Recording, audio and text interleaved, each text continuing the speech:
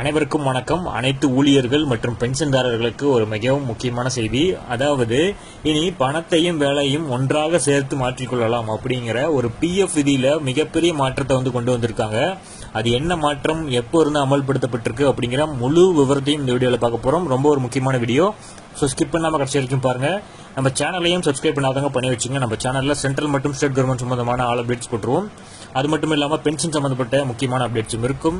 So மறக்காம subscribe பண்ணிருங்க. வாங்க வீடியோக்குள்ள போகலாம். ஃபர்ஸ்ட் ஆஃப் ஆல் பார்த்தீங்கன்னா, ஊழியர்களின் வருங்கால வைப்பு நிதி அமைப்பான இபிஎஃப்ஓ பிஎஃப் எக்ஸ்சேஞ்ச் என்ற வழிமுறையை மாற்றியிருக்காங்க.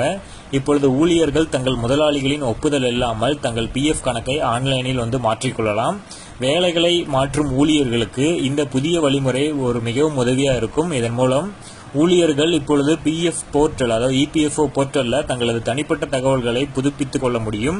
அதாவது ஊழியர்களின் வருங்கால வைப்பு நிதி அமைப்பு சமீபத்தில் வருங்கால வைப்பு நிதி எக்ஸ்சேஞ்ச் விதிகள்ல ஜனவரி 15ஆம் தேதி முதல் இந்த பெரிய மாற்றத்தை கொண்டு வந்திருக்காங்க. அதன் பிரகாரம் இப்போது உறுப்பினர்கள் தங்கள் பழைய அல்லது புதிய முதலாளிகளின் ஒப்புதல் இல்லாமல் தங்கள் பிஎஃப் கணக்கை ஆன்லைனில் மாற்றலாம். இந்த புதிய விதிமுறை மாற்றம் ஆன்லைனின் மூலம் பணத்தை எக்ஸ்சேஞ்ச் செய்வதை மேலும் எளிமையாக்கி உள்ளது. இதனால் பண எக்ஸ்சேஞ்சுக்கு ஆகும் தாமதங்கள் இனி இருக்காது. இந்த செயல்முறையை ஆதார் மற்றும் பிற தேவையான ஆவணங்களின் உதவியுடன் முடிக்க முடியும். அதாவது ஊழியர்கள் இப்போது தங்கள் தனிப்பட்ட தகவல்களில் உள்ள தவறுகளை இபிஎஃப்ஓ போர்ட்டல் மூலம் சரி செய்யலாம். ஸோ இந்த புதிய வசதிகளை பெற நம்ம என்னென்ன நிபந்தனைகளை பூர்த்தி செய்யணும் அப்படின்னு பார்த்தோம்னா, ஆதாருடன் இணைக்கப்பட்ட யுஏஎன், உங்களோட அந்த யூனிவர்சல் கணக்கு எண், அதாவது நான் சொன்னதுதான் யுஏஎன்னோட அப்ரிவேஷன் தான் யூனிவர்சல் கணக்கு எண். ஸோ ஆதாருடன் இணைக்கப்பட்டு சரி செய்யப்பட்டிருக்க வேண்டும். அடுத்ததா ரெண்டாவது வழிமுறை கேஒய்சி. ஸோ கேஒய்சியில் பார்த்தீங்கன்னா ஆதார், பேன் மற்றும் வங்கி கணக்கு போன்ற உங்களது கணக்கு விவரங்கள் இபிஎஃப்ஓ அமைப்பில் சரி செய்யப்பட்டிருக்க வேண்டும்.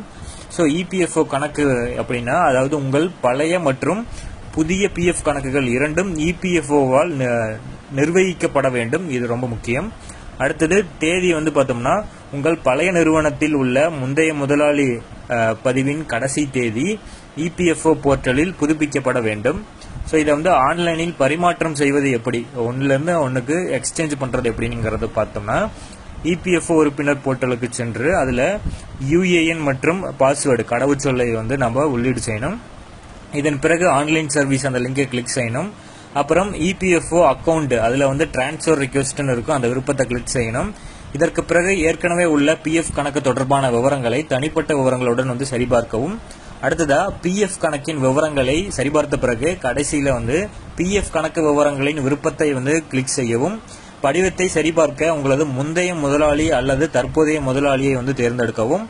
இதற்கு பிறகு யுஏஎன் அந்த பதிவு செய்யப்பட்ட மொபைல் எண்ணிற்கு ஓடிபி ஒரு மெசேஜ் வரும். அதை கிளிக் செஞ்சு ஓடிபியை உள்ளிட்ட பிறகு எக்ஸ்சேஞ்சுக்கான கோரிக்கையை சப்மிட் நம்ம கொடுக்கணும். அதை கிளிக் பண்ணோம்னா விண்ணப்பத்தை சமர்ப்பித்த பிறகு ட்ராக் கிளைம் ஸ்டேட்டஸ் அப்படின்னு ஒரு ஆப்ஷன் இருக்கும்.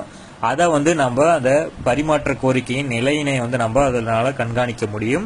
கடைசியா இபிஎஃப்ஓவில் அந்த யுஏஎன் போர்ட்டல் மூலம் உங்கள் நிறுவனம் உங்கள் இபிஎஃப் பரிமாற்ற கோரிக்கைகள் அங்கீகரிக்கப்படும். ஸோ இந்த ப்ராசஸ் தான். இதை நீங்க ஸ்கிரீன்ஷாட் எடுத்து கூட ஒவ்வொரு ஸ்டெப்பாக கூட பார்த்துக்கலாம். ஒன்ஸ் இந்த வீடியோவை பாருங்க. இதை உங்க நண்பர்களுக்கும் தெரிவிங்க.